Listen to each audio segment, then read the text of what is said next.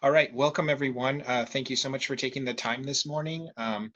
As things are developing so quickly in our community right now, uh, we wanted to take the time to put together some resources for you. For those of you joining, if you could please place yourselves on mute, as there's a lot of feedback coming through right now. Thank you so much. If you could please remain on mute throughout the webinar. We're going to be starting it in just a moment here.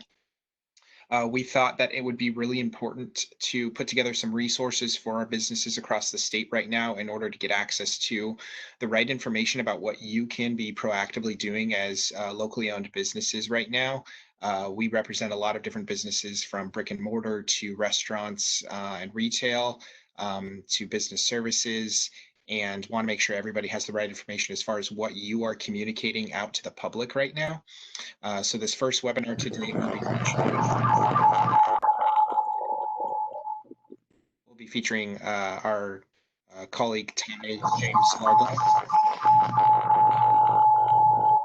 Sorry, there's somebody with a lot of feedback coming through. If everybody could mute themselves. Thank you. So Ty is going to be joining in just a second here, and he's going to be sharing his background from the many clients that he works with in Arizona, as far as what you can be proactively doing right now to communicate to your clients and customers and to the public as a small business. So I'm going to go ahead and give it over to Ty right now. There is a chat box function that you all can utilize. So if you do have questions, there's going to be plenty of time for it. Either type them into the chat box at any time, or write them down. And then once it comes time for Q&A, you're going to be most welcome to enter them into the chat box so that Ty can answer them for you. So our team is now going to transition everything over to Ty. Hey team, can you all hear me? You sound good, Ty. Okay, great, awesome. Well, hey, thanks so much for joining us today. This is, not an ideal situation for us to be chatting with, of course, about, but literally to my left, as I'm watching about the situation. So this tells you how fast moving this is, and like how we just sort of have to stay on top of this. And so I really appreciate the leadership from Local First Arizona to bring these resources together for you and to welcome me to sort of to chat with you today. So my best case scenario is, as much as I want to share as much knowledge with you as possible, my best case scenario for you all the participants, is to be able to really truly customize this chat to your unique needs. As Thomas said, like there's such a wide range of different types of businesses that are members of Local First, and from small mom and pops to large organizations. Everyone has unique questions, unique needs, unique industries, and so I'm happy to sort of spend as much time as possible just giving as much consultation with you guys at the end of this. So we'll have, just a beginning part of just the presentation where I'm going to share just a couple of notes, things like that. But I'll go ahead and let Blake here on my team switch over to our slideshow here for just 1 second.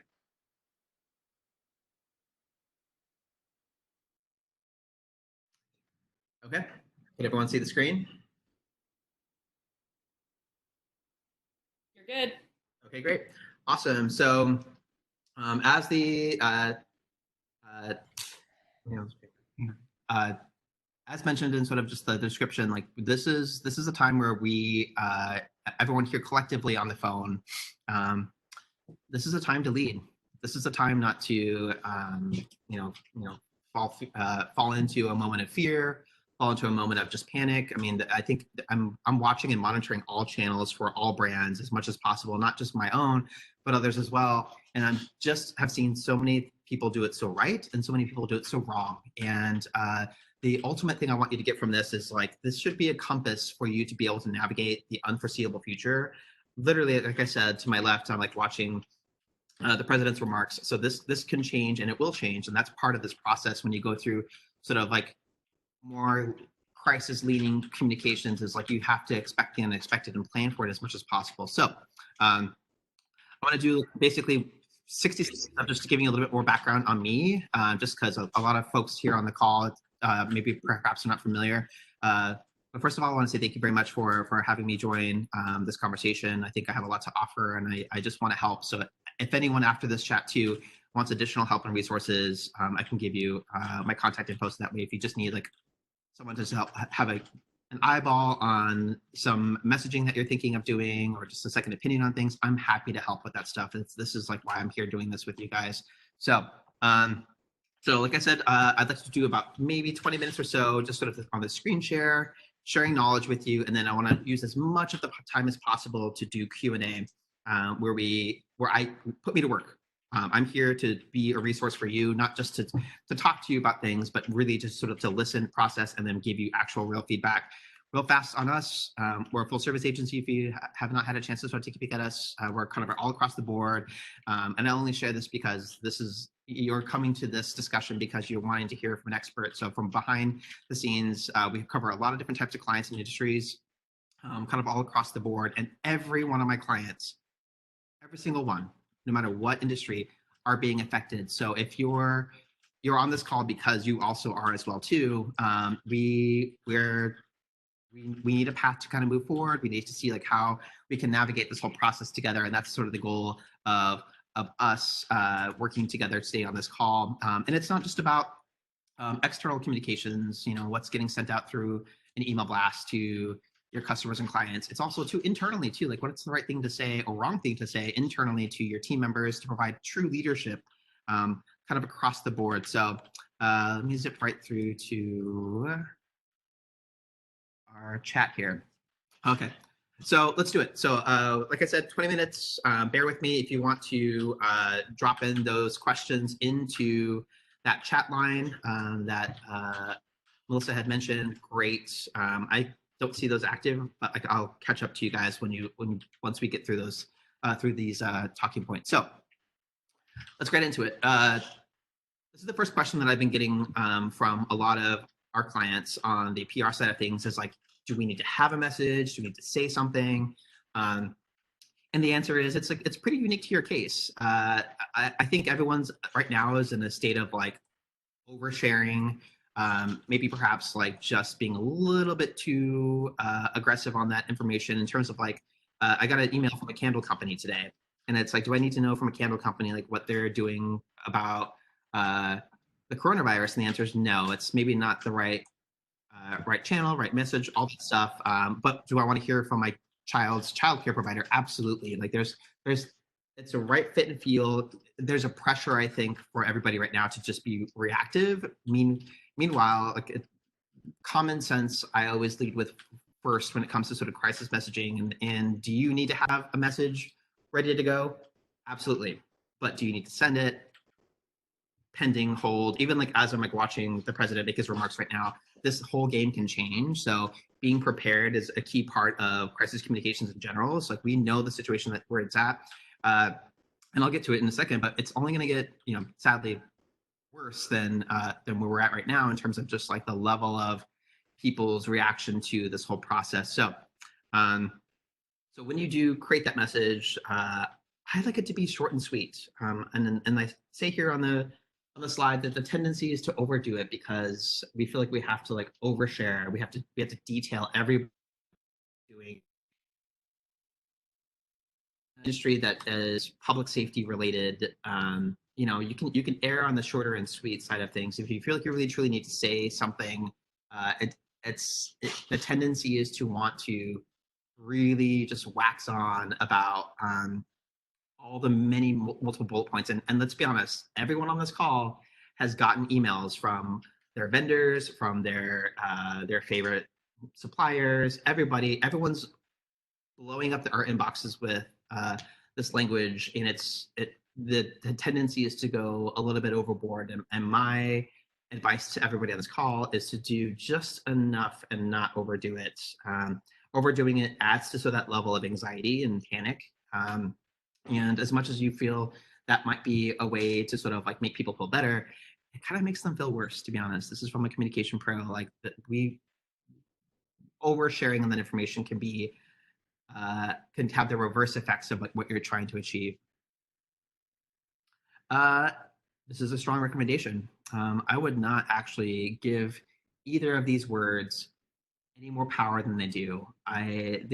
It's opening up my inbox and like looking and seeing that every brand that I subscribe to and follow is promoting this language, the COVID-19 or coronavirus. Like it's like in the subject line, it's in the actual copy itself.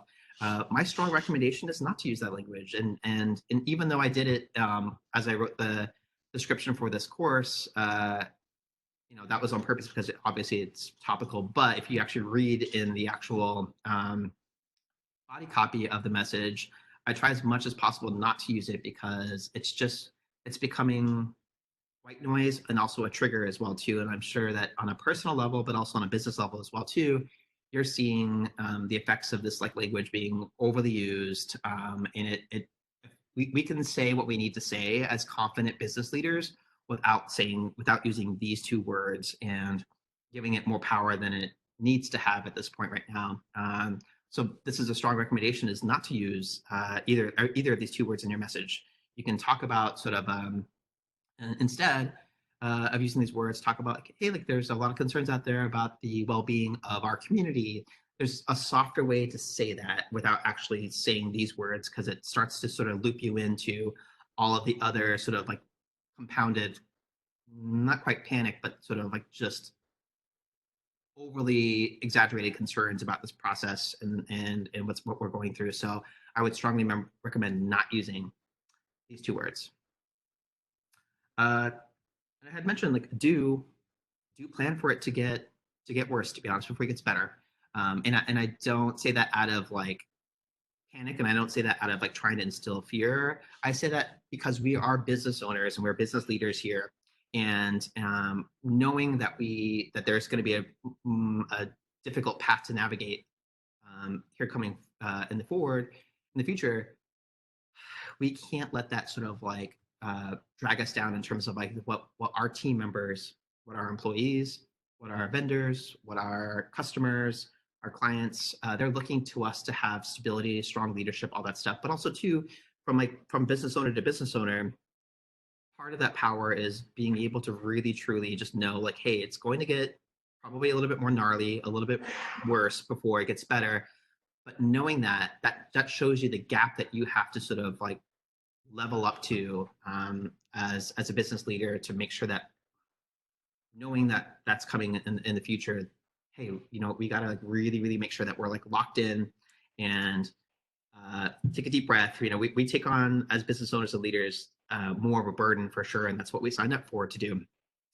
So let's have real talk. I would never show this slide to employees or to clients or vendors or anything like that. But from a business owner and business leader to business leader, this audience here, like this is the real truth. Like we've got to plan for it to get worse, and that's part of our job as leaders, that we have to step up and be ready and be prepared for the worst, but also be as calm and as confident and give our team members and our audiences like the assurance that we've got a plan for it no matter what.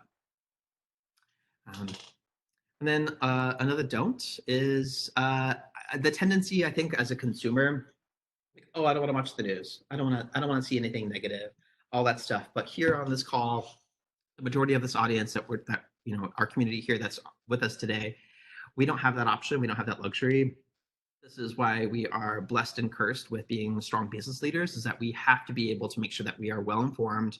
And as I mentioned, like minute to minute, this is going to change. And I say tweet by tweet because we've got leadership in place from a governmental level that can literally change the whole game. So we do not have an option to turn it off, to switch the channel, all that stuff. It's our best case scenario to be extremely informed as much as possible from a media perspective. And like that's why I have my laptop up next to me here as I'm like watching the remarks from the president and from that administration and stuff. So you just cannot, there's not an option to tune out. This is the part where we have to like level up as business owners, and there's not an option for us to sort of just tune out. No, we need to be the most informed because we're leaders, and our teams and our clients and our vendors, our community are all looking to us to sort of provide that strong sort of sense of leadership. An important thing too, depending on the size of the organization, if you are creating a message that has to go out either internally about any policy changes, work from home, or externally for like updated like business hours, client events, cancellations on conferences, all that stuff. If you have the resources to run your message by a legal team or HR, I think that's important, and especially too, there's a lot of pitfalls that we can kind of fall into when it comes to the messaging about all of this, and how are we communicating our leadership to our audiences. The big thing is like uh, P.S. I love everyone that's on the call that's like legal or like HR related in terms of the roles, but like the tendency is to really make it clinical sounding when it comes to messaging like this, but it should feel human and casual. It should feel full of compassion. It should feel just like an everyday chat. And that also helps sort of like reduce tensions in the communication. You want to really think about what you want them to feel like. Not only are you communicating the message that they need to hear in terms of logistics, whether it's like it's a work from home day or whatever, we're taking different shifts. Awesome, check all those boxes. But ultimately, in this position, as you know, as business leaders, like this is the time where you're looking to make them feel a certain feeling, and that has to be 50-50 with the messaging that you need them to hear in terms of like the technical components of like how their job's going to shift or anything like that, or how they're going to get their product from a customer's perspective. But ultimately, this is an opportunity for you to show true empathy and really give a 50-50 message of like what you need them to understand about the logistics versus like how you want them to feel. Everyone's working, operating out of a level of fear right now, and that's not your fault. That's not my fault. That's sort of the collective human psyche. And so, knowing that that's the landscape, you have to keep it human. You have to keep it casual. You have to make it feel like there's a person behind the messaging, and there's empathy there. And speaking of that, I think it's really important too, as much as possible. Not relying on just like emails. Like I see so many emails in your inbox, in our inboxes, like right now, and you see them in yours too. Everyone's got a message about coronavirus, whatever, and they feel like the box is checked with like making sure that they're communicating and being part of the conversation. But ultimately, it should be offline as much as possible. Whether that's a phone call to premier top tier clients, which we've been doing all week this week. On our end from an agency perspective, but also to in person with your team members.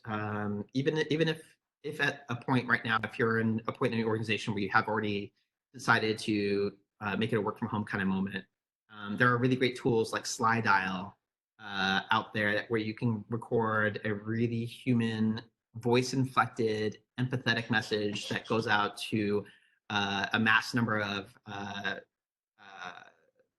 inboxes and voicemails, all that stuff, where there's just something extra where it's not just so clinical. And this is the time, like I think in business leadership in general, internally and externally, where like an email is not enough. That's not what this is about. It's important to gather your thoughts and type them out for sure. But the power of inflection and kindness comes through voice and through video or in person, whatever medium is working for you. But I just really, really, really cringe every time I see a really clinical email with bullet points coming through my inbox with, here's the ways that we're protecting you and protecting our customers and our clients, whatever. I know the intentions there in terms of not right. People are scared right now. People. There's a level of fear. It's we're at a time where there's empty shelves of certain products, and like there's just a level, an exalted level of anxiety, and an email is not going to fix that. But I think a phone call one-on-one can do that, or like a really good voice memo, or like even just like a FaceTime, something. Not relying on emails is the way to go. This is not the time for you to send out a clinical canned response to people. Like I said, do act with compassion, but also like not be condescending to the audience as well too. I think it's pretty key. It's a fine line between wanting to really make sure that people feel great, but if you cross that line where you're really overly sugarcoating stuff, it feels condescending and it feels not authentic too. So like that's just a real it's a real tough fine line for sure. You don't want to be too clinical, where it doesn't sound like you're really caring about people. But then if you over care and overshare and like overly overdo it, it starts to sound a little condescending, and it sounds like it doesn't sound it doesn't sound like you're confident. If you're over explaining something, it sounds like you don't believe it yourself, and like people can really feel and smell that in a message. So just like striking that balance. Uh, and then this is a big one for me. This is something that you have to be fearful of, is to not incite any kind of fear in the messaging, whether that's internal for employees and team members or leadership, or external as well too. They should feel like, like when they read it or when they hear it or when you're talking about it, you should see the head nod moment. Like it's not like a, oh, I'm informed, I got it, whatever. It's more of like a, oh, I feel at ease. And that comes from confident leadership. And you're on this call because you're already invested in being that person and being that type of leader for your organization. So this is just like kind of like mini pep talk. Like that, the goal is not to get people to with whatever messaging you create, it's not just to get them to understand what your new updated policies and procedures and hours or whatever are. No, your goal in this part is to, if they were there in person, like they're doing that sort of like super confident head shake, like, oh, I'm on board. Yeah, this feels good to me. And that comes from just having that sense of uh, exuded confidence about kind of where you're going and how they fit into this whole role. Um, and an important thing too is like avoid just cancel that whole FOMO stuff, because I know that all of us are getting, again, in our inbox, we're getting inundated with crazy sort of more heightened level of messaging from brands and that we consume or that we partner with. Everyone feels like they have to really truly send the same copy and paste message. So don't feel pressured to max those efforts. Because I would say, in my opinion, about 70 to 80% of the people that are sending these out are doing it wrong.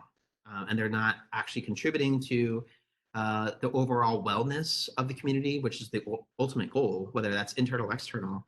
They're actually contributing to sort of the unrest and like the anxiety and like, and while we can be responsible business leaders to adopt new policies to make sure that our community is healthy and well. Um, what we can't do is match the level of fear that's sort of being put out there. And it's fine to do what's right for you. Each company is different and unique. Their audience is very different and unique.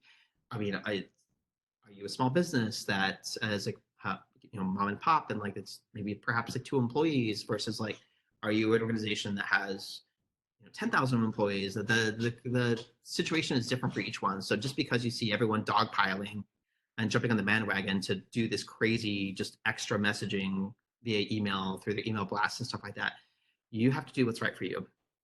And we can talk about that too. I'd be happy to answer any questions from individuals about that. A couple more things real quick before we jump into Q&A too. Um, so this is a tough time for businesses. This is a tough time right now, and everyone in some way, shape, or form is feeling the pinch.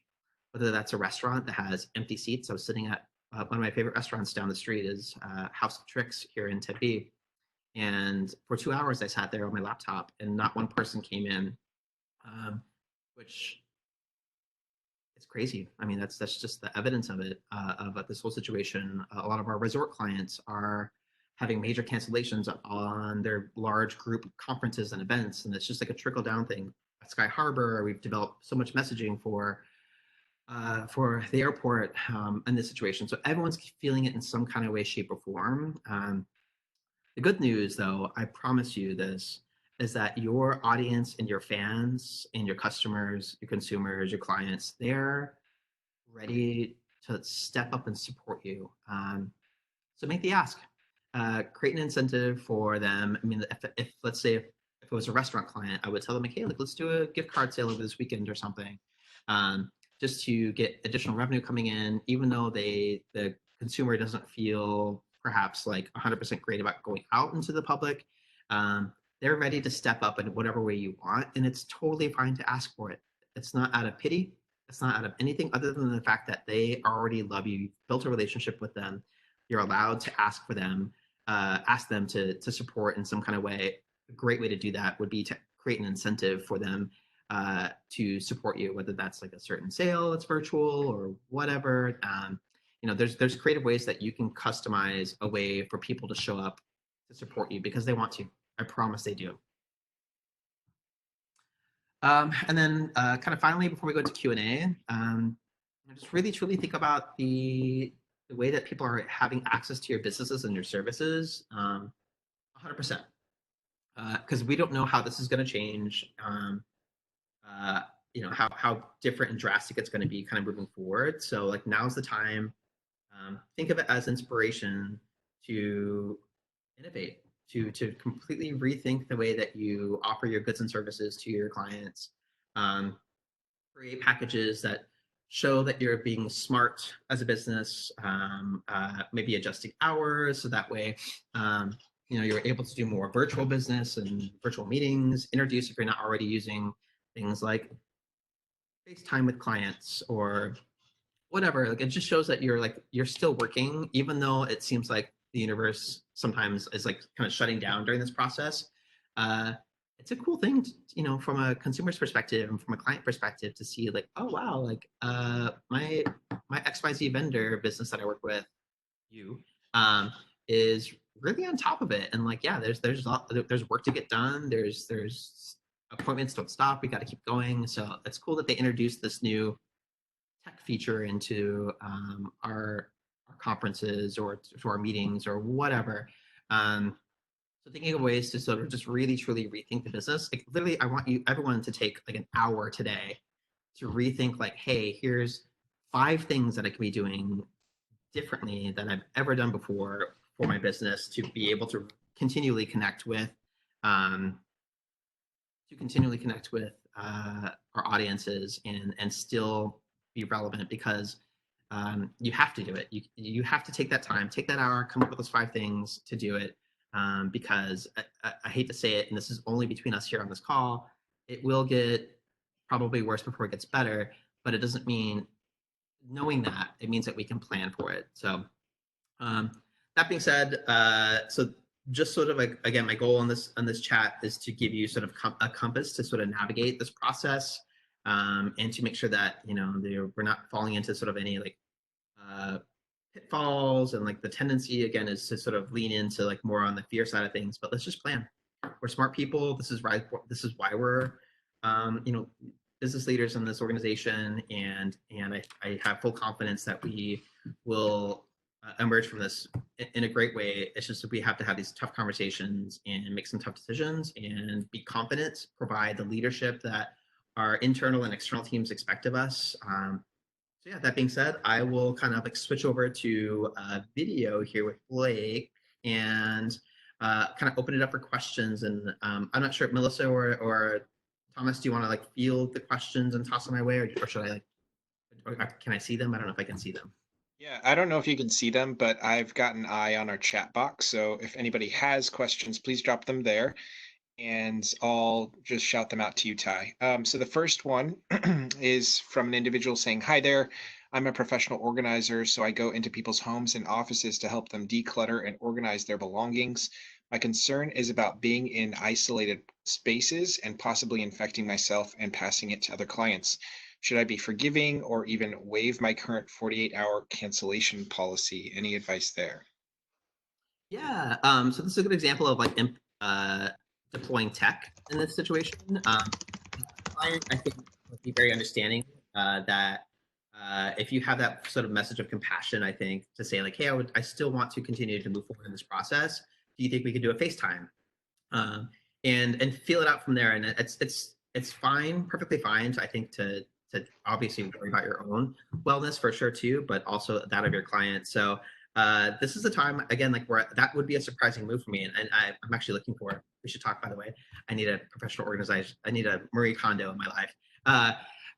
Yeah, no, I would really appreciate if I had a vendor like that we had already scheduled and like made plans and we got to move forward, I would really appreciate the compassion of someone that would want to enable using tech. Like anyone can do FaceTime, so it's not as effective in person, I know for sure, but it's just another option too if you're really truly worried about the wellness of both yourself and your clients. Like this is the time, if anything, ever to enable tech to do that. So FaceTime, I think, is a totally fine thing to ask for. Great. Our next question says, one of my clients is a nonprofit providing basic hygiene items to value-add agencies that serve vulnerable populations. They canceled their fundraising events, but want to encourage donations. How can they best go about that? Love it. So from a publicist perspective, like the media is blowing me up with like ways to cover all of this, not just to, and we have a wonderful media community here and wonderful, just awesome TV, print, all the things. So they're not wanting to just doom and gloom cover this. They want to be able to give a call to action to people to say like, hey, here's how you can do something great, even if it's remote or whatever. So I would definitely recommend reaching out to the news desks at every TV station. Very simple. That all the contact information is available on their website. And then say like, hey, we had to shut down our fundraising efforts. However, the need is continuing, if not growing, for very, very vulnerable populations and people out there. This is the cool part about, I think as humanity is like, we want to do more. As much as we're nervous and we're scared and we're isolating ourselves, all that stuff, the human component of it is that we want to do more for each other. So it's just about making the ask. So I think if you reached out to like any TV stations, news outlets, all that stuff, again, all that stuff's very available. Let them know the situation. Let them know like, hey, this is a different way to cover this angle for the outbreak. And if people want something to do, here's what to do. And so it can fill that gap. Maybe not 100% of the fundraising efforts that you guys are doing, but like in terms of donations, like that's a great way. People just want to do something. So give them marching orders. Our next one says, I'm an outdoor recreation spot, and we are doing our best to sanitize helmets and gloves that are used multiple times a day. Is it necessary to let all of our guests know the how we are working to keep things as clean as possible?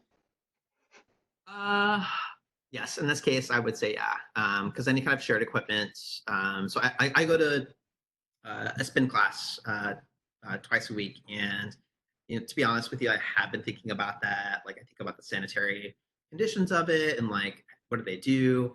I actually know just because like I go often, but if I didn't know, I would probably want to know at this time. So I think it's fine to message that. And this is like where that sort of like fine balance is. You don't want to like make people think about coronavirus when they're thinking about your brand and like using your equipment, but at the same time too, they are not thinking about it. Like, so might as well just like meet them in the middle of the road and just say like, hey, like FYI, and like minimize it. Don't make it sound like some big crazy statement where you're like bullet pointing a million ways that you're doing a million things, whatever.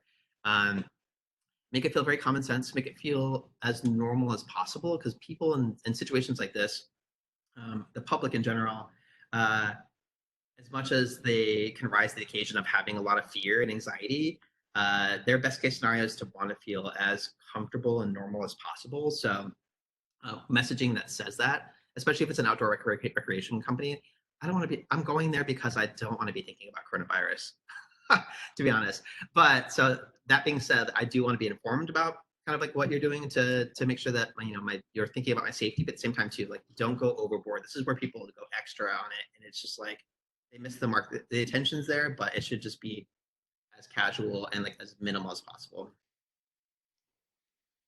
Great. So the next comes from a food vendor that is not a restaurant who's offering doorstep delivery. And I would just note that even if you are a restaurant, you should be considering doorstep delivery right now. So this is probably very relevant to a lot of you. How much attention do you recommend spending on advertising the cleaning precautions versus what ways customers can order from them? Say it again one more time. It says, how much attention do you recommend we spend on advertising our cleaning precautions versus what ways customers can order from us? So I think it's a question regarding how much time spent on either. Got it. I would put your focus on the sales. So like over explaining about, I mean, no one wants to think about food and think about like how you're not going to get sick. Like those are two messages that it is intuitive to feel like we should do that. But ultimately, I want to like order from my Uber Eats and like not think about like what you're doing for coronavirus. I want to make the assumption that like that's a safe space for me where I can like, I'm already not going out to eat. If I'm that person, I'm still going out to eat, but if I'm ordering in, I don't want to be like double down reminded of like what's going on and be worried about ingesting something that might not be healthy. So I would put the emphasis behind on just marketing the product and the delivery and like not about sort of like the sanitary component of it, because that's sort of an assumption. I think, well, I don't think, I know collectively the concern is more about around the proximity to people and less about sort of like the delivery of uh, goods that are tainted. Luckily for now. So it's not if it's to my doorstep kind of moment, like I'd rather just like feel good about that versus be thinking about like, oh, should I open that box? Like, what's in it? Like, have they really sanitized everything? Don't overshare on that stuff unless asked. Be ready to have that message to go if someone has a question about it, but it's not something you should be advertising and marketing. I think when it comes to the food service side of things. Cool. Here's a different one. Let's see here. Have you seen an email from a business that is spot on? An example would be great. No. I mean, I hate to say it, but no. No. No. So hopefully, like some of the bullet points I gave earlier kind of can help navigate and create that message. I don't love anything that I've seen. I don't think anyone's like nailed it on the head because it should not feel like a fear-inducing kind of moment, and that's why I don't want you to use those words: coronavirus, COVID-19, whatever. Don't do that. Don't be part of that conversation that's very negative. So no, I don't believe anyone's doing a really super great job about it yet. I have not seen it. I've seen a million emails that have come through my inbox. So I would recommend too, like this should just not feel, you don't want to be lumped into a headline. I think that's the tendency is like, oh, everyone's talking about this, so we have to be part of that conversation. You can be a part of the conversation, but you can pivot away from it too, to make it feel like your voice, to make it feel confident, to make it feel like this is why I support this business, because you know what, like even though this is like a weird, tough time and we're all trying to figure out and navigate it, I love this business because you know what, they just were like, they gave me a firm high five. They let me know what I need to know, and I don't want to like, I don't want to associate any negative feelings with them. All I want to do is make all you should want them to do is to make them love you even more. So I think that should be the goal for any messaging that's coming through. I wish I could share with you an email that I love, but I haven't yet. So I would really hope and encourage someone on the call to maybe be that first one that I love. So yeah. All right. Next is, we have received calls and emails from clients asking what we are doing to prevent the spread, and I sent a client-wide email to keep everyone updated. What is your best advice to be able to withstand the situation financially for businesses that are service-based and have to be inside people's residences and places of work?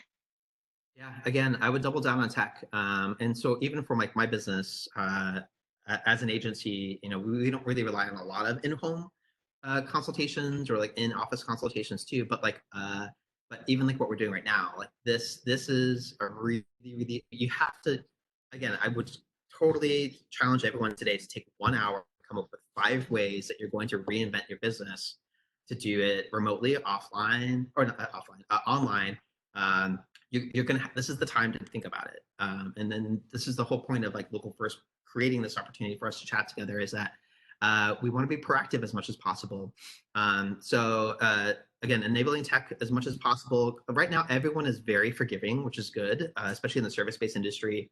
A lot of our clients are very forgiving about like, we've had to cancel big events, we had to cancel major conferences, like we had to cancel travel. I mean, everyone is like very forgiving right now for the service industry because we are an in-person, hands-on, in your house, in your home, in your office kind of industry in general. So now is the time. It's totally fine to say like, hey, we've adopted for the next 2 weeks a digital policy where we're going to double down on digital to make sure that all of your services are being, all of your needs are being met, and our service is going to continue. If not, if anything, it's going to be more so. So here are the 5 ways that we want to really make sure that our relationship, not only we're not going farther away from you, we're getting closer to you through digital communications. So I think that's an important message to share. And as much as so much of our industry is very much like, you know, shaking hands, kissing babies, especially right now, like I work in politics, and uh, that's very much our bread and butter when it comes to sort of like how we move the needle for our clients. But let's be honest, like nobody wants that. I had a contractor over at my house with Blake this morning, and as much as I would normally like, go out for a handshake, the guy was like wanting to do like a knuckle bump kind of moment. So this is just like it's sort of like we all get like right now in the service industry or in the industry period, we all get sort of a get out of jail free card to be able to utilize different mediums to connect with our clients and not stop service. We can work remotely.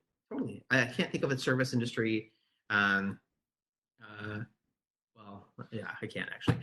There's a lot of service industries that can still function. You just have to take that time to really think like, okay, great.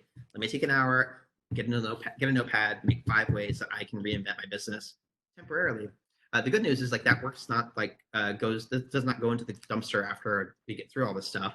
What if the icing on the cake is that those 5 things work so well that they actually increase the ways that you can work in your business outside past this the outbreak.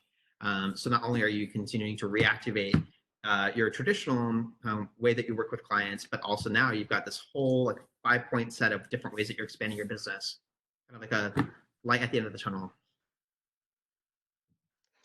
All right, got a few more questions coming through.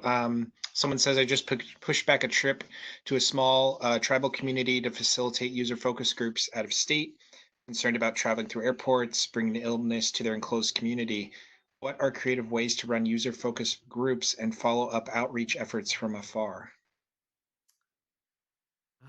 Yeah, I mean, we're in a good spot. Like I feel like I'm kind of like beating the same drum, but like we're in a good spot where we've got so many great tech tools to sort of do collaborations, whether it's WebEx here that our friends here on the call are with us on, or like Google Hangouts. I mean, there's just so much that we can be doing. The fun part is like who doesn't want to work from home?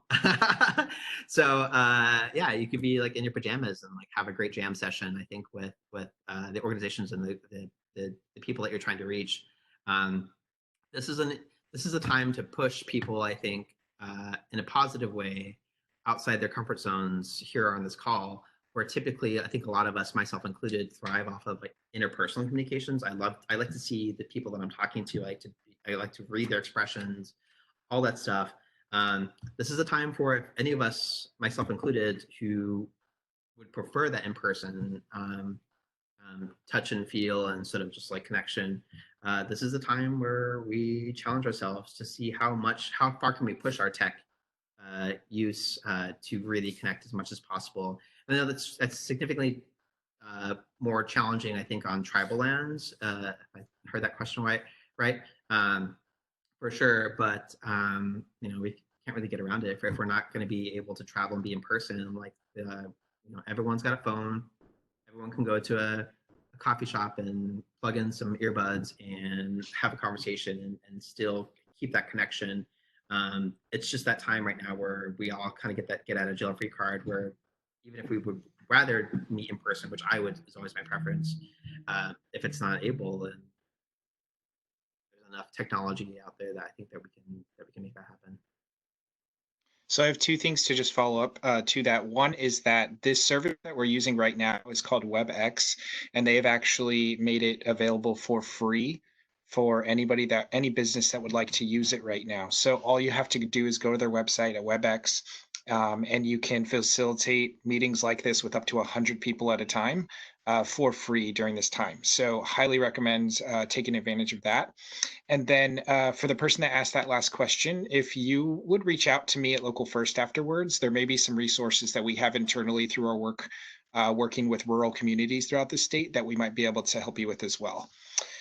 The next question is if somebody's asking you, Ty, if you could suggest a super simple one sentence statement for food and beverage and hotel operators that might be able to be included temporarily on websites, collateral, or anything like that. Uh, yeah, like a one sentence moment.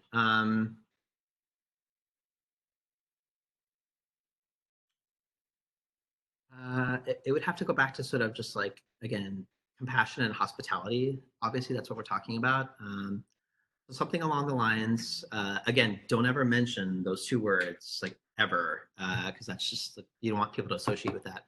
Um, uh, I don't know. I feel like with hospitality, the way that we work in it is like it's like a friendship. So it's almost like come see your friends. I know it sounds very simple, um, but there's something about that. I think of my go-to spots here locally where as much as perhaps this is on my radar with all this stuff, and like I understand the heightened concern, but ultimately what I care about is the people that work there, and whether you're a regular there or not, whatever restaurant you're talking about, making the assumption that it's like come see your friends, come see us, we'd love to see you. Uh, Not overly making it too much of a pitch, just, just making it feel normal. I think that's a big thing right now is people don't understand uh, people's tendency during this time is they want to feel normal as possible. So if you say things like coronavirus, or if you say like if you're over pitching, um, all the reasons why to take a chance and come, it just sounds it's missing the mark. It should really feel like we'd love to see you. Like come see your friends. If you have questions about anything during this time, like let us know. But otherwise, we'd love to see you. Just real minimal. It should just feel like, oh God, thank God there's a place I can go and just not have to worry about or think about this stuff. Because no one wants to hear like a forensics of like your cleaning policies and all that crazy stuff. I know that's the tendency to do that, but ultimately, I don't want to think about that stuff. I mean, I just want to assume that everything's going to be fine. And if I am going to make the venture out, if I'm a person that's concerned about anything like that, I don't want to think about it. I want to just be able to like be like, okay, just I roll, just go in. It's fine. Go see your friend Johnny at House of Tricks. Go see your friend Tyler at Casey Moore's. Go see your friend Alicia at Steak 44. Like, got a whole list of people. I don't know. So it should just feel if there is like a one line statement, don't talk about the big elephant in the room. Talk about why people love coming to see you, and like it has so much more to do with the people, and like the hospitality component. So like don't get lost in like the clinical cleanse like bleach wipes talk. Wrong move. All right. Someone is asking, they are on the board for an organizing group and want to cancel their next meeting. Should we say we're going to keep an eye on the evolving situation and assess future meetings, or go along? Should we tell them to stay safe? I don't. I mean, I'm not about saying the word safe in any way, shape, or form because it denotes danger, which we all already know. We don't need to be reminded or talk about it. You don't want your brand to be associated with danger, your organization. Um, I think it's smart to always note that this is like, to be honest, that this is like an evolving, not evolving, but an ever-changing conversation. And again, like I'm keeping my eye on like this press conference and stuff, and I'm not fully briefed on like what's happening. Right. Part of going through situations like this is knowing that it's going to change. It's going to change more than likely, as we said, this here just between us as a team. It's probably going to get a little bit worse before it gets better.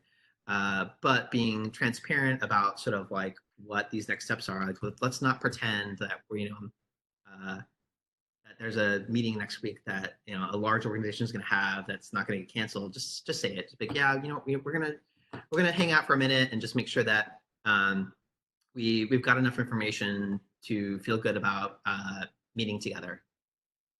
Not about safety, not about like any of that stuff. It's again, you want to really minimize this language. Everyone already knows what you're talking about. You don't have to say the words to say the words. Say the words that people want to hear, that they're thriving for. They're begging for us as a team, as business leaders, to be able to say the right things and not have to sort of be another voice and another talking point on like how negative things are. Yeah, hopefully that answered that question. Okay, one more I've got right now. We are a small business. We've just started reducing hours due to the loss of upcoming reservations with clients. Staff is being understanding, but is also understandably nervous about the changes, putting on brave faces.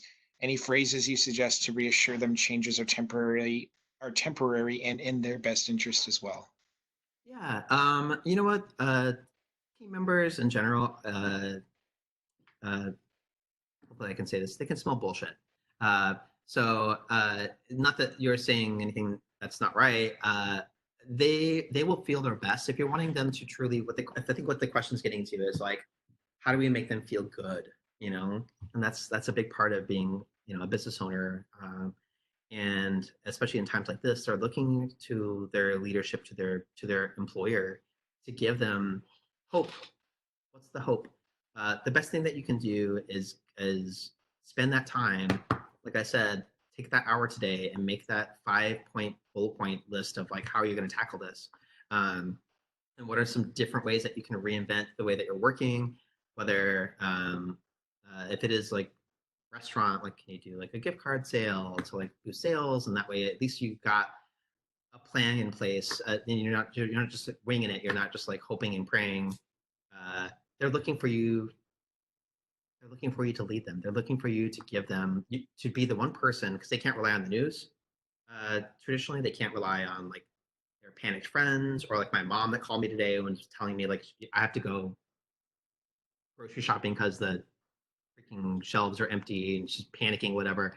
But your team members, your employees are looking to you to say the right thing. And so that's part of our, again, our gift and our burden of being business owners, is that you have to take that time to sort of sit down and think like, okay, here are the 5 things that I can tell them that we are definitively doing to continue to navigate this process, not just in terms of safety, but in terms of leadership. Like we're introducing these different ways, 3 different ways to enable tech to continue our business moving forward. We're doing a gift card sale next weekend. There has to be an action plan. You can't just sit here and be a victim.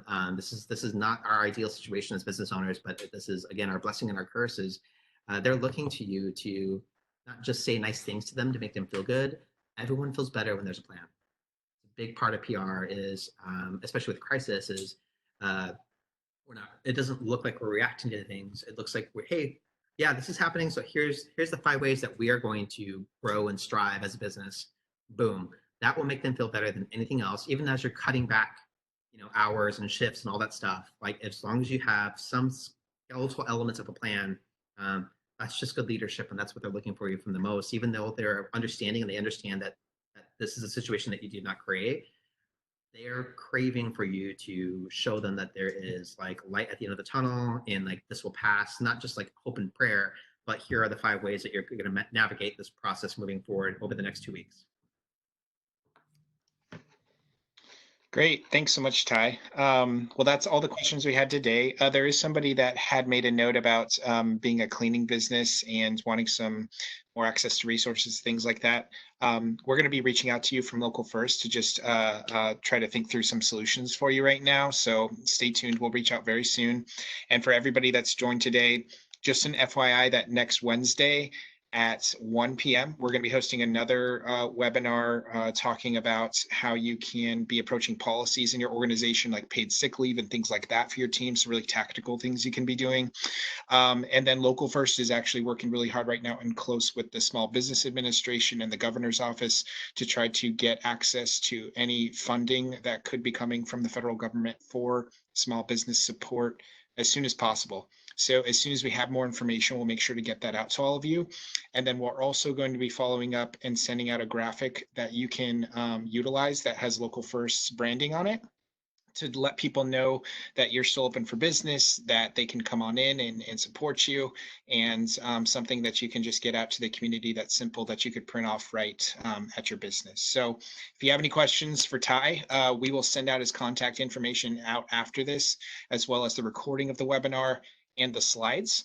And if you need anything else through this time or anytime, just remember we're here for you at Local First and happy to support. So thank you again, Ty, for your time, and thank you everybody for joining us. Yeah, and just real quick, just to book in off of that, Thomas and everyone at Local First, like this is why I love this organization, is because I can always rely on you to step up and provide this kind of leadership and facilitate these real intense conversations that our friends here on the call need to hear and learn more about, and it's affecting everybody. So thank you for the leadership, and thanks for the opportunity. And anyone that, again, on the call that needs to have like a one-on-one, this is just, I'm a small business owner too, so like we're in it together. I'm happy to sort of provide any additional help on stuff. So Thomas will sort of share my information, but thank you so much for everybody.